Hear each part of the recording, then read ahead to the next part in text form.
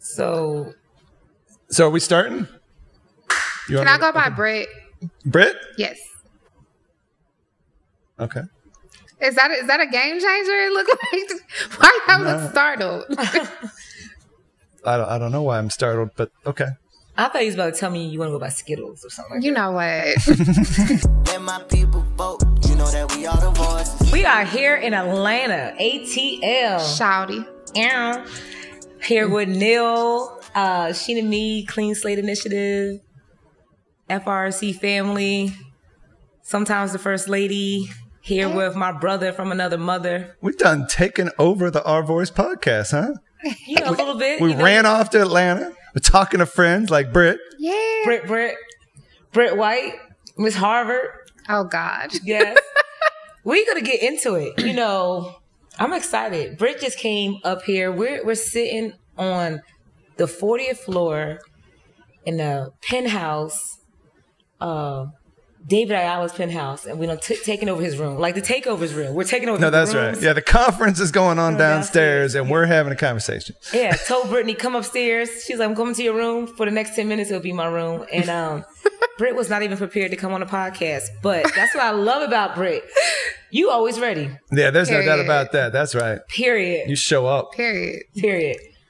Britt, you know, we want to go ahead and just like get into like whatever you want to get into. Let's first get into this purple lipstick. Neil, can I just do a little like girl time real quick? Yeah. I thought you were going to throw it to me. I was about to, I don't know what to say. Yeah. So, because Britt, this is like your signature now. It is definitely my signature.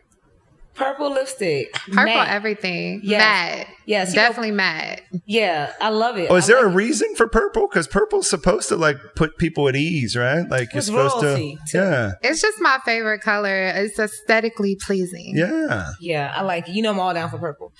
I've done it sometimes, but when I do it next time, it's going to be for you. And plus, like, Clean Slate is purple. That's our colors. Mm-hmm. And I realize I have so much red and blue in my wardrobe.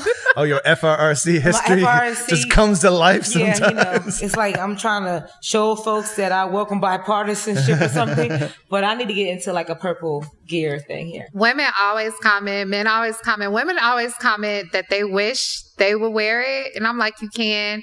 And men always say weird stuff like, that looks fun. Ooh, yeah.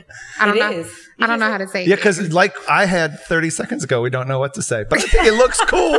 But that's funny. So if somebody says, hey, that looks fun, what do you say? I'll be like... Does it depend on the man? It does. Because it's always like a random white man at the airport with his family is telling me it looks fun.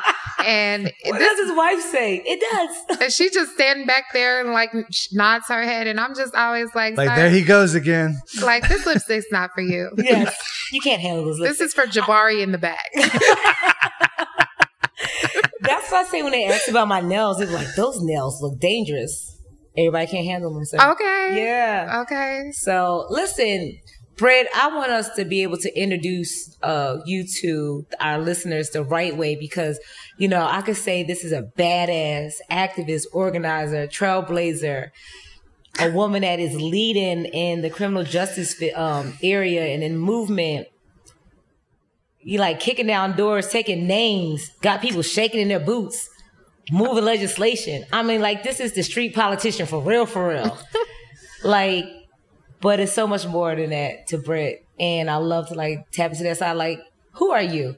And let me when we did a exercise, Neil, remember we was down in Louisiana and New Orleans with Ford Justice with Darryl and them and Norris. And it was building political power for the South. And you'd have been in the South, representing the South. And we did, Who Are We? And usually, I say, oh, my name is Sheena Meade, Clean Slate Executive Director, Blase Squad activist. But no, I'm Sheena. They call me Ebony in Philly. Yes. Yes, I'm the funny, crazy one in the family. I like to drive fast things. I like trap music and Jesus. I like activism and politics. Like, who's Britt? Britt is the baby of the family. So I have 3 older brothers. So if you have ever came across me, you have probably experienced some of my spiciness. And that's just because I have had to elbow in the paint my whole life to be heard, to be seen, and get my points across. Is that what it is with me? I'm the baby. You the baby of the family. My mom says that because we're the baby of the family, we're naturally charming. We got to find our way, yeah. I mean, I was at the bottom of the totem pole, so God had to give me something. So shout out to you. I too love trap music. I love the arts. I feel like the arts saved us during the pandemic while we was all stuck in the house. So that's true. I have a greater appreciation for the arts. And I am a single woman, no kids, no family as of yet. And so most of See how she threw that single woman in there, Neil? I think did. That was for the listeners of FRC. Like that was for Jamari. You know, antennas. That's right. Whoever he is. That's right. No, I mean, it's just to say that because I'm a single woman, my capacity. She said it again, Sheena. Right.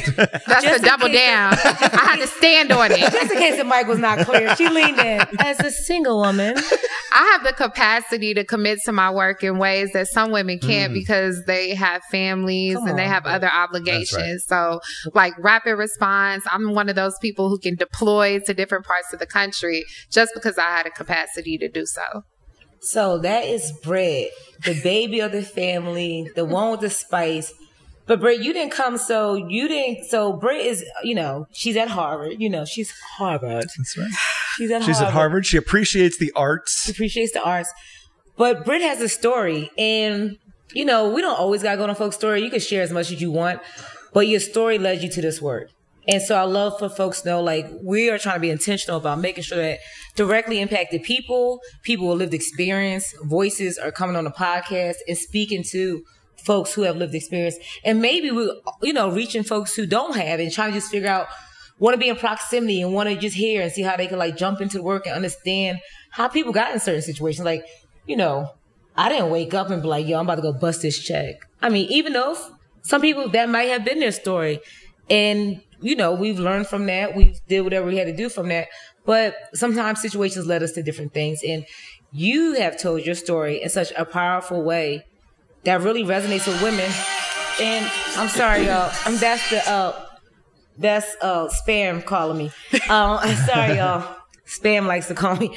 But you're right, Sheena. I mean, at the end of the day, the Our Voice podcast really is about elevating the voices of people who've been directly impacted by the system, right? And there's lots of folks from Harvard who go on all kinds of shows, but this is a show for us, right? Those of us who have been through the system or impacted in some way. So I'm fascinated by all portions of your story, including the purple lipstick and the Harvard and the art and your spiciness and being the youngest, because that's what I was as well. So. You're the baby too? I'm the baby as well. That's how we get along. So look at the babies here representing. Right. Yeah. This one's for the babies, y'all. This podcast is dedicated to the babies. Yeah. To the babies. To the babies. You shared your story. I just want to go back. So Britt came to FRC's Women's Retreat and shared her story. She was the keynote and she touched the lives of those women. And, ever since then, like, I've already loved you before then, but that was a moment that, I was like, I really love my girl. Can I say something about that moment? Yeah. I will never forget that keynote because FRC, if you've never experienced them, has some of the grittiest women I have ever worked with in my life. And one of the twins came up to me and she was like, yeah, sis, I just want to let you know, when I first looked at you, you looked like a square. But when I heard your story... We keep it real. When I heard your story, I was nothing ingratiates you like a little bit of that, right? She was like, when I heard your story please. in your presentation, like, I really rock with you and respect you. And that was like one of the best compliments to me. That's awesome. Because sometimes I know I do present differently. Like, my exterior appearance looks different from my experience. And so when people who actually have had similar experiences come up to me and tell me they see themselves in me, that's one of the highest compliments. I like that. You know why? Because I get that. I get that from folks all the time. You don't look like what you've been through. Yeah, you don't look like, they looking at these little shiny blue shoes now. Like, baby. Let me tell you. Like, it's so funny because on my way up here, the brother from Wisconsin, who I went to Advocacy Day with him, and Jerome from Expo, went to Advocacy Day, and he said, I didn't know what this chick was doing up in the room with us. He's like, but when she talked, she's liberated me. And he said, man, I always think about you because I was just telling your husband about you. Like, you changed my life that day. You freed me. Because I just sat back and just like listened, and anyway, I just said what I had to say. But yeah, people sometimes give this little like judgment. I know, Neil, you get that coming to the room. And I know in this space, it is new in the CJ space. And we'll come back to your story too, though, Britt, around, even just white men kind of advocating and telling their experience of the CJ system. They didn't have to. It was like a privilege, or that impacted. And so forget the politics side of it. You being in some of these rooms and people are like, what is this dude? Yeah, sometimes it depends on the room too. Yeah. Like, your husband loves nothing better than throw me up in front of 100 black people and be like, tell your story real quick, Neil. Tell your testimony. Yeah. Or send me to an MLK event with 300 people with about 30 minutes notice. What was the Alphas or the Kappa? He went to Desmond couldn't make it. And you experienced the Divine Nine. Oh yeah. And these guys had the biggest kick out of it. All of a sudden, we're sharing pictures and stuff. Like, and Des didn't set me up well at all. He just sent me, which was fine. That's our relationship, and it was a lot of fun. But then you're right. Then to go into rooms where it's a lot of conservative folks, who all of a sudden it's like, oh, I didn't know that people who looked like you had convictions or had been through the system. Yeah. So it works both ways. Yeah. So your story. So boom. Where you from? I'm originally from Dayton, Ohio. Shout out to my city, my favorite place in the world. To Ohio people right here. That's right. Are you from Ohio? I'm from Let me sit back there. I'm from the Natty, but and I got family up in Dayton. I used to hang out at the Dayton Mall and I like you even more now, Neil. I'm from Ohio, and I always tell people I'm from Ohio, even though Texas claims me because we moved to Texas when I was like 12. But so much of what my North Star is centered in my lens growing up in Dayton, Ohio. I'm a rec kid. Both of my parents had to work every summer. So me and my brothers always went to the recreation centers, and just the different people I grew up with and their lived experience going to the rec. Because at the rec, we all on free lunch. We all waiting on our parents to come get us. And so there is the rec. I was a latchkey kid. They used to be at home. With a cold word, don't answer the door. My mama said we were not going to be in her house eating up all her groceries while she was gone. Right. So we had to go to the rec. And those experiences growing up in Dayton, Ohio, seeing people that I grew up with just have so many different setbacks. Like, I was one of the only kids who had a father in my community. So I grew up sharing my father with so many different people. My dad refereed, he football and basketball. He coached football and basketball. He played softball. So, and say your favorite team real quick. Shout out to the Miami Dolphins. Yeah, we gotta get it to cheese. Please, we got you. Neil's a guy. I'm a Dolphins fan too. Please, her like floor side, like you got the relationship. You want to get to Dolphins? I will pull up about the Dolphins. And we good this year. I have been waiting my whole life for us to be good. And so after sharing my dad with another reason to get you to Florida. All right. After y'all clean up the hurricane. After y'all clean up the storm. Neil is in the area that got really devastated. We could talk about that before we end. Are you in between Tampa and Orlando? I'm in Fort Myers, so right where my house doesn't have power right now, so I'm loving this AC as we speak, I have to say. But our hearts and minds are with folks who's been through it. And I mean, I even read a story with a sister, young lady who was she from Ohio? Which she came down to celebrate her birthday, or she was from out of state. Unfortunately lost her life. Nobody will come pick them up from Fort Myers. Yeah, I mean it's traumatic right now in the community for sure. Yeah, that's but it's also wild to see. Like 3 or 4 months ago, we had to have police officers in our school board meetings to stop people from violence, and now those same people are just like throwing food at each other, offering up beds in their houses. It's really wild to see, like people how we can orient ourselves in such a loving way, and then how we can get away from it sometimes. So quickly. Yeah, totally. Well, you and Desmond always say hurricanes bring people together. You don't ask people, are you Republican or Democrat? Are you returning citizen or not? We're just like, do you need to get out of this flooding water? Yeah. Survival. Yeah. Survival. And I mean, the same is true in prison, right? That when you're placed in a devastating situation, you build community and surviving and trying to figure out how to beat the odds becomes more important than what separates us. So I think devastation builds community. That's wild. Yeah, that's right. You share your story about being incarcerated, and you know, I remember your story about how you got there, but I also hear you always lift up like the women you met and while you was incarcerated. Like, yes. Who are still in there. So I was about to ask you, do you reach back out? Is it hard? I know like you're in the work, but I know you take them with you in spirit when you're out there. Like I know that. But do you struggle with like trying to get back in touch? When I say struggle, not that I know you could get back in touch, but you're doing the work. You going to Harvard. You liberating folks. You running campaigns. Do you ever deal with a little bit of guilt of like, maybe I could be... Survivor's remorse. Definitely. So for those who don't know, I was incarcerated in the state of Alabama for trafficking marijuana for 5 years. I went to trial in 2009, lost, and was sentenced to 20 years split 5. That means you do every day of 5 years on a 20-year sentence. And then the way the law stood at that time, I was going to do 15 years on probation. Now I think the max you can do is 5 on probation. For marijuana. For marijuana. The same thing that Biden just did expungement on, like, yes, for federal cases. Like, yes, the same thing that we go into the dispensary in many of these states and say, do I want an indica hybrid? How am I feeling today?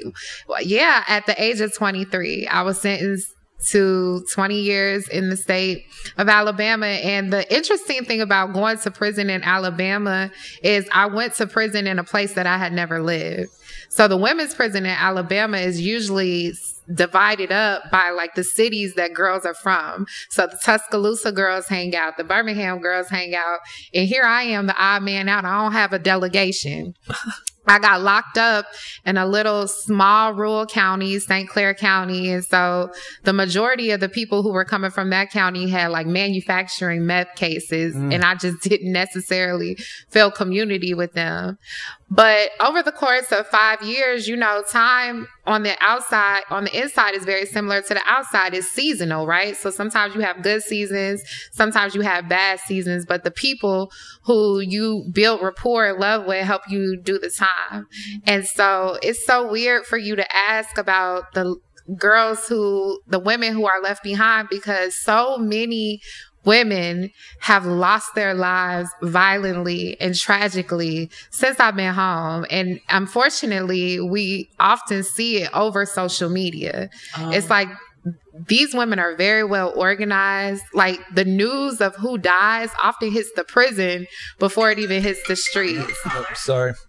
And so just recently we had a woman, we called her CD, who did a lot of time in prison, came home about a year ago and she just overdosed on fentanyl, allegedly. Other women have been killed by their partners. It's just been absolutely awful. But not even the devastation of the women who have violently lost their lives or tragically lost their lives, but the women who just cannot come home, who every single time they go up for probation, they're set off for the maximum of 5 years. The women who every time they go up for parole, they are protested by some organization or some type of victim advocacy that continues to keep them incarcerated and kills their hope and their motivation and takes away from their dignity. So I think about them often. You know, I'm standing in solidarity with everybody incarcerated in the state of Alabama right now as they protest and they're going on strikes, because the conditions of confinement are not uplifted enough. It's disgusting. Like living under state custody in Alabama, I have seen everything from sewers back up where you live and you sleep and you bathe, to the food that they give you not being fit for consumption. And people have been there. You know, you have people like Ashley Jones incarcerated, who's been there since she was like 15, 16 years old. So they have direct filing in Alabama, meaning youth can go to adult prisons. Yes. I mean, the interesting thing about Alabama is they're very similar to the state of Florida in law. They follow each other in law very closely. And if you are curious about everything that is raggedy about America, you can just go visit the state of Alabama and just make you a list. Wow. You know, the thing that hits me when Britt was talking, when you were mentioning the women coming home who didn't make it, whether they're dealing with violence, over like ODing, just not surviving. And I know that's not what they wanted to come home to. I know they had hopes and dreams. You know, when I get out, I'm going to do this. Right. I'm going home to get my children. I'm going to go get a job.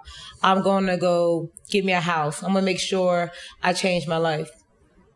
And the issue that we're dealing with at Clean Slate is around folks still having their record be a barrier because folks get home.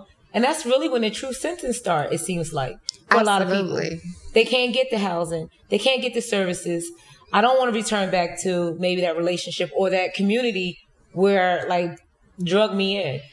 And which is fascinating because also the judge doesn't necessarily tell you those things, right? Like I know when I got sentenced, I didn't get the list of collateral consequences that would also be part of it. And Norris changed that in Louisiana, right? Now you have, when you do a plea, they have to list out didn't they pass that in Louisiana? I believe so, yeah. But can we ever really list out all of the collateral consequences? Like 45,000. That's right, yeah. Collateral consequences. I mean, can you talk about... Your neighbor is going to do this when they hear about, the label and. And it's very unpredictable how incarceration will impact every individual person. You know, I have developed anxiety that I did not have just before I went into prison. Just certain situations make me feel anxious. Yeah. So you were talking about the strikes. Can you tell us a little bit about what the catalyst for that was? I do not know exactly what brought it about. What I can tell you is that it looks different in the men's facility from the women's facility. I have been in contact with some people in the women's facility, and what I understand is that the women's work release are not on strike. I think they are participating at the Tutwiler camp, which is the main camp where women are housed. But it's mainly the men who are holding down the strike in the state of Alabama. And, you know, shout out to them because it's a sacrifice. Prison is already a place where you go without and you don't have much. So to give up the small privileges that you do have to bring about change is a sacrifice that those on the outside who've never had that experience can't really appreciate. That's big. What was the year? So you got out what year, Brittany? 2014, September 6th. What would Brittany today tell the Brittany in 2013? Oh my God. And I asked the women at the women's retreat, what would you say to your old self, or you had to write yourself a letter? What would you say to her? What would I tell? Oh my goodness. She was going through it in 2013. Because of the custody level that I had, I was moved so much. I've been in every single facility that a woman could be in the state of Alabama. So in 2013, I was probably being kicked out of the women's camp, going to Columbiana, which is a private prison. It's called the Alabama Therapeutic Educational Facility, which sounds very nice, but is it therapeutic or educational? No, it's just a private prison where you don't have a yard. So you just walk back and forth on a strip of concrete to get some fresh air. I would just tell her that, well, first of all, I would thank her for being resilient, right? Because if I didn't survive that experience of prison and incarceration, then I would have never made it here to be able to impact other people's lives, right? And I would also encourage her and let her know that's not the end of her story.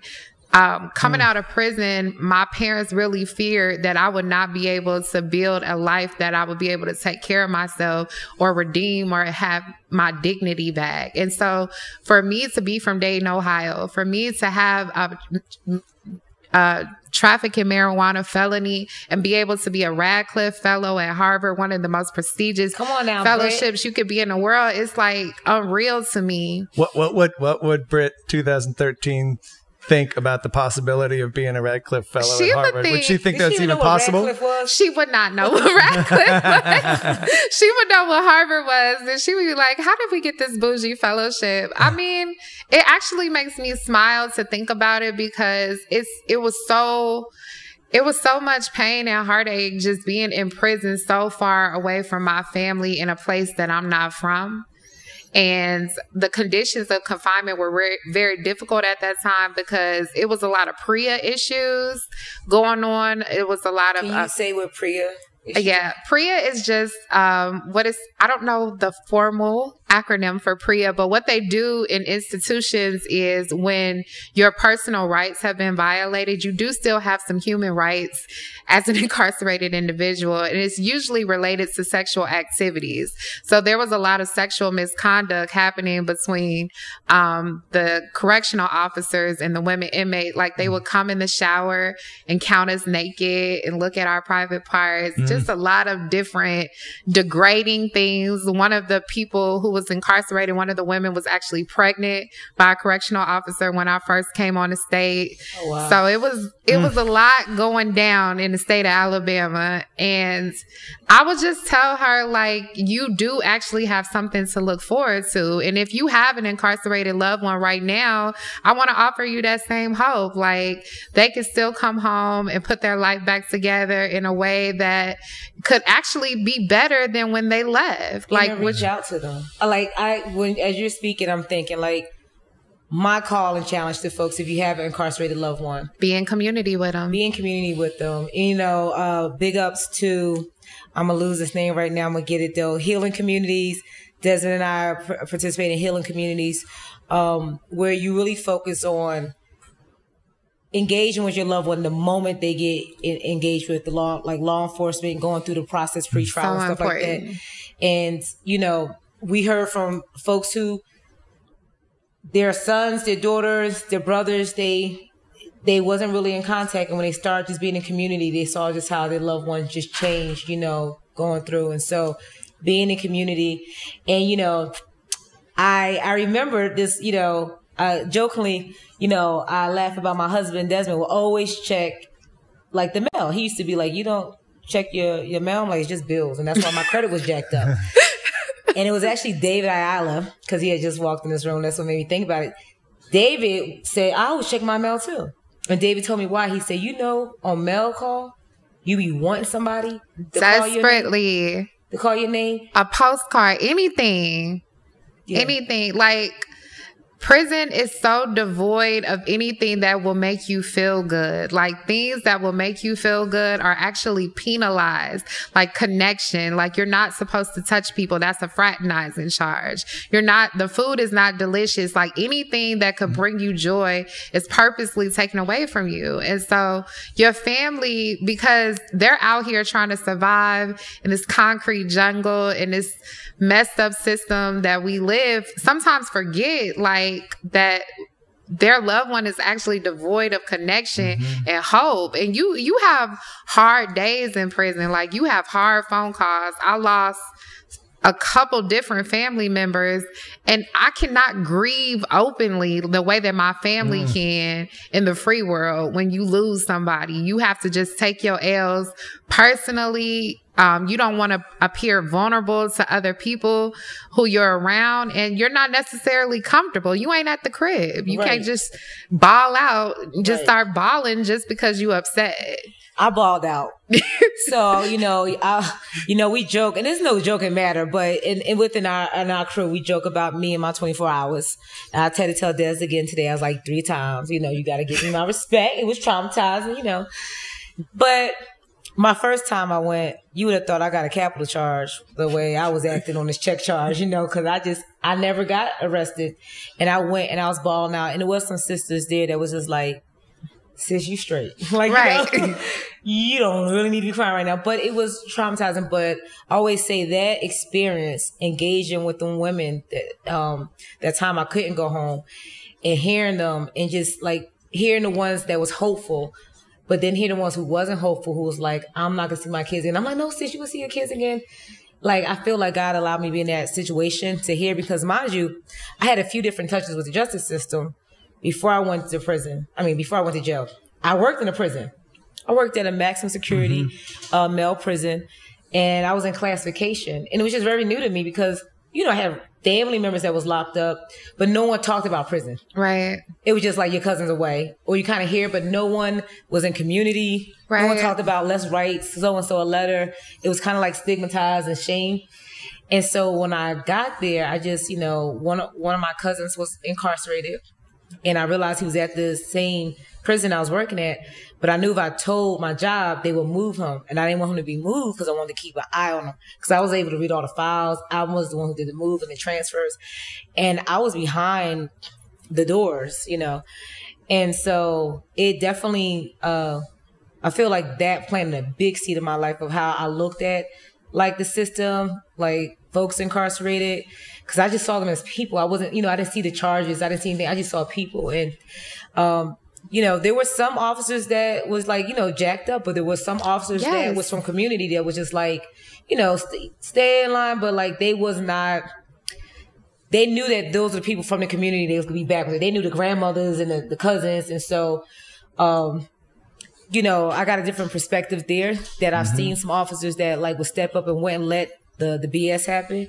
But I saw the conditions and stuff, and then I would hear about the conditions, and that's when I started learning about the private prisons that started popping up in Florida, and realizing why it was such a bad idea because of the regulations. When they started privatizing just the healthcare unit in the state prison in Florida, like a whole bunch of mess started happening. Yes, because there is a cost associated with a medical visit in these facilities, at least in the state of Alabama it is. So if you drop a sick call because you got a headache, you drop a sick call because you need some cold medicine, you just want a cold pack, right off the bat, that money is coming off your books. Even if you don't have money in your books, you go in the red on the state. So when your grandma sends you that $25 for Christmas, and that's all in my head, the state gets the money off the top. And then whatever is left, you can go buy your little hygiene and what we call zuzus and wham whams, which is just like snacks because the food is trash. Well, I gotta say, I sit here and listen, right? And I'm like, we have this system that's dehumanizing, that stigmatizes, right? That ultimately disenfranchises as you re-enter the community.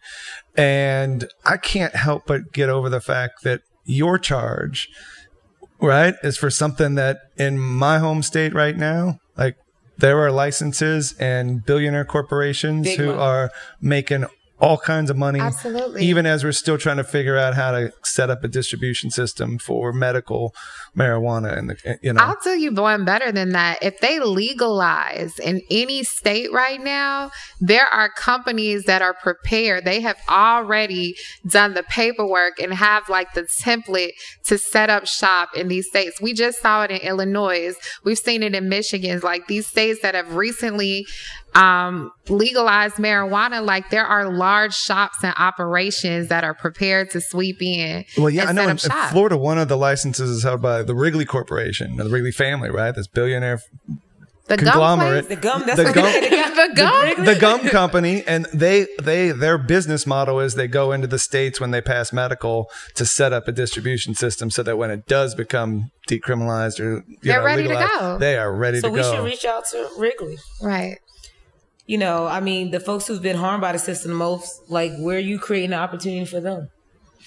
For that's been impacted by the same thing. Now you're making money and profiting off of. And I just want to say these large shops like Wrigley and myself have the same motivation. We wanted to make money because my belief was that if I could make enough money or enough resources, that would fix what I perceive to be the problems in my life. Right. And that is what so many people who have been deprived of resources believe, that if they can get access to capital, then not only could we help ourselves, but we could help our family.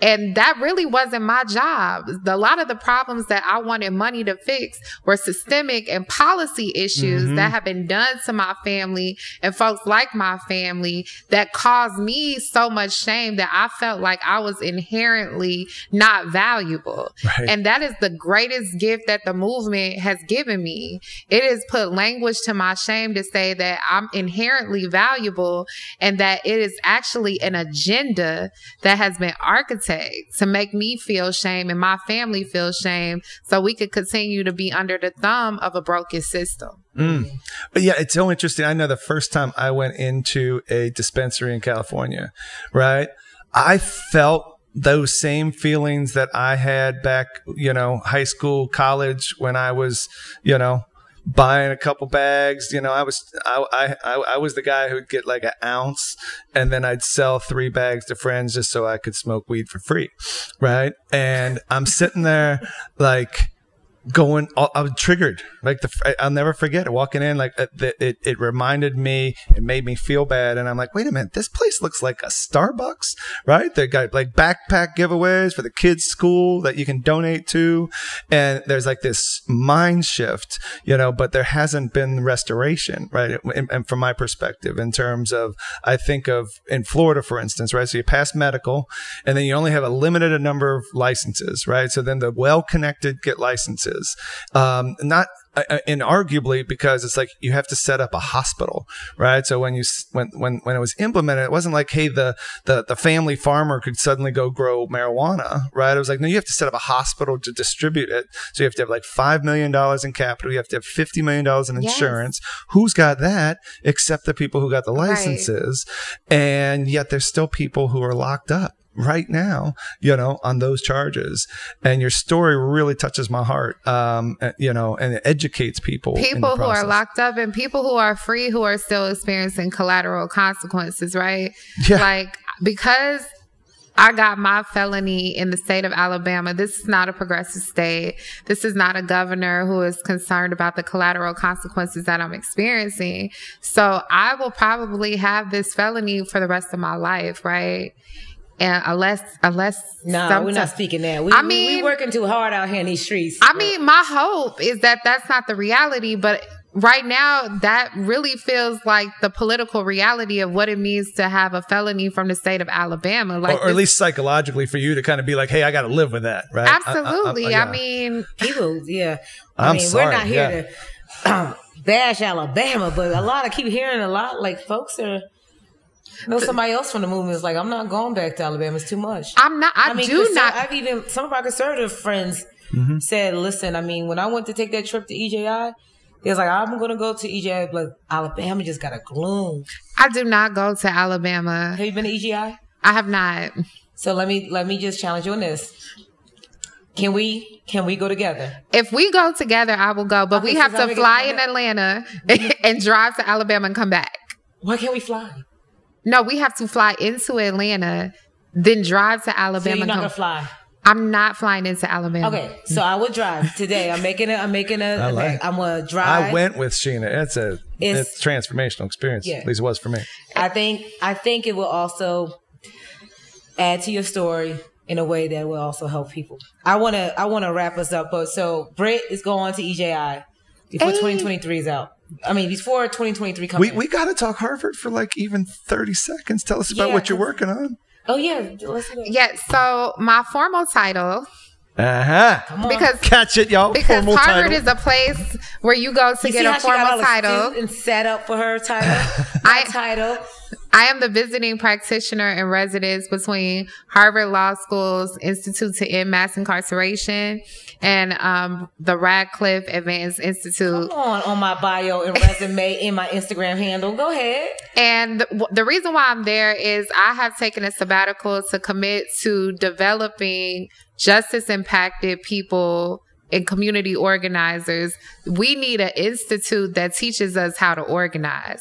So as you both get new organizers and new talents, I want to be an option where you can send them to me and they learn how to organize. Most of us who are organizers have been tried by fire, like sink or swim. Like you can either go out there and do it or you can't. But we deserve to have somebody really walk us through a developmental process that can be, expanded and taught to other people. So I want to institutionalize that with the support and the prestige of Harvard. which is why I'm there. Not that we need them to give us credibility. I think actually me being there gives them credibility, that brilliance can look a different way. But I'm super excited about the upcoming years where we will have a place to continue to make more brilliant organizers. You know what I heard? I love that. I wish you all the luck in the world on that. Brilliance with Britt. I love that. I love Brilliance that. with Britt. Brilliance, yes. So listen, before we get out of here, I did this on the last show, Neil, what you rocking with. So I want to just kind of just do fire speed, what you rocking with. You don't got too much time to think on too much. Ready? Let's go. Okay. Heels or sneakers? Definitely sneakers. Policy or organizing? Organizing. Drake or Rick Ross? Yeah. I'm going to go with Drake. Chopped and screwed or slowed? Chopped and screwed or what? Slowed. How you say it? It's slow, right? You from Texas? I'm going to go with chopped and screwed. Okay. Kool-Aid or Arnold Palmer? Kool-Aid, the blue flavor. Oh, really? Facts. Is that more Texas or Ohio? The blue flavor, I mean, it's just good. I think hood kids will just agree. Blue Hood kids do red, but okay. But I'm from the suburbs, so I can't see. Rap or R&B? Rap, trap. National or local? Local. All real power is local. All right. Britt, you got any last things you want to say? And I'm going to let Neil close us out. I just want to shout out my family. Like, part of getting through your incarceration experience is like the community and the folks who stand by you. People see me, but they don't see like my supporters in the background who hold me up and hold me accountable, and why I got to stay true to who I am, why I got to stay Dayton, Ohio. It's because I got the type of family that calls me out and calls me in. So much love to them, and much love to everybody who's walking with somebody through their incarceration experience. They may not be able to express their gratitude, but let me show love for them. Thank you so much. Yeah, I just want to thank you for being on the show, but also just thank you for being you. Like, I'm sitting there thinking we talked to Britt 2013. You know, I'm thinking about talking to Britt 8 years from now. And the amazing potential and what, you know, cool stuff that you're going to be doing, the transformation that, you know, you're going to be leading and the lives that you're going to be impacting. Like, it's just really cool to be your friend. I'm grateful for that, for you being on the show, and thanks for being you and coming on and chatting with us. Thanks for letting me hang out with y'all. Yes. Brilliance with Britt. Brilliance with Britt. Brilliance with Britt. Hashtag.